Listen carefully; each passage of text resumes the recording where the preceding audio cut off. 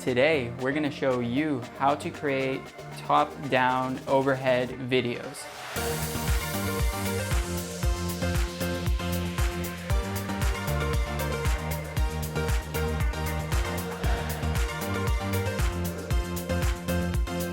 Hey, what's up everyone? I'm Philip Kova. I create YouTube videos featuring some of the latest and greatest tech products out there. All the products mentioned in this video here today will be down in the description below. The reason you might want to get a top-down overhead camera setup like this here is if you do unboxing videos, cooking videos, craft videos, etc., etc.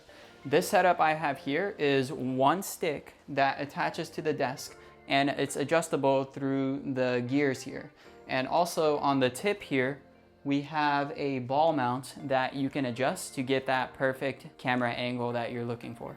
I like this rig because it's one product and you don't have to worry about taking up a lot of space in your recording station. This thing is very flexible because you have two different joints that you can adjust to get that perfect angle shot that you're looking for. If you're looking to shift it around a little bit, it's really simple because it attaches at the bottom of the desk here. What you get down here is a little lever that screws from the top and the bottom of your desk. It doesn't actually screw into your desk, it's like a clamp system that gives pressure to the top and the bottom of your desk. So you don't have to worry about damage being done to your desk or anything like that. If we look closely here on the tip, you get this metal piece that comes off the tip and you're able to screw it into the bottom of the camera.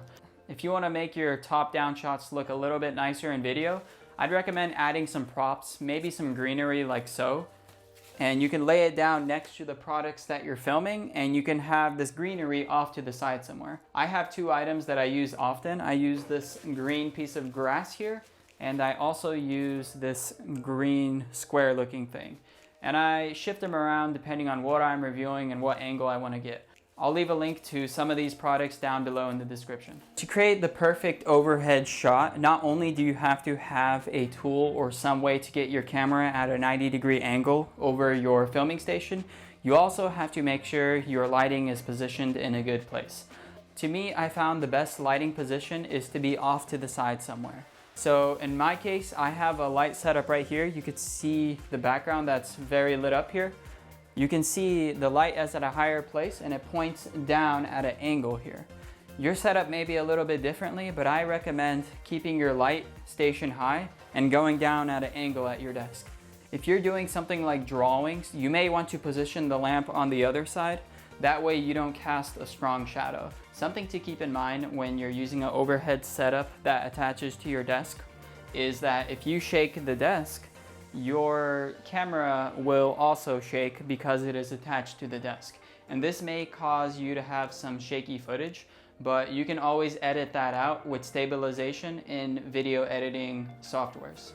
I've had this set up for about 4 months now, and I do shake the desk from time to time, but in the video, it's not really noticeable. It's only extremely noticeable if you really zoom in, because the more you zoom in, the more sensitive the shakiness is. Once you're finished recording with an overhead setup like this, all your footage is gonna be reversed and upside down.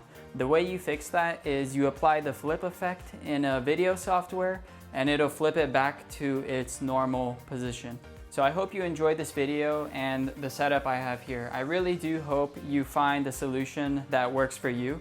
There's many different alternatives you can do, like using a tripod or using a ceiling mount and many other methods. I've tried several different setups and to me, this was my personal favorite setup because you literally just get one stick and it's adjustable, it's portable, it doesn't attach to your setup permanently, and I find that to be really, really helpful. You can get a rig similar to this on Amazon, somewhere between $30 to $60 to $100 on Amazon, depending on which one you go with. They all do the same thing, but it really just depends on how much quality you want in your tools.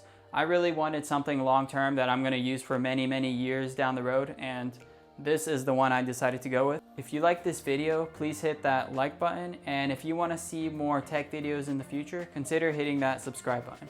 Thank you for watching. I'll see you next time.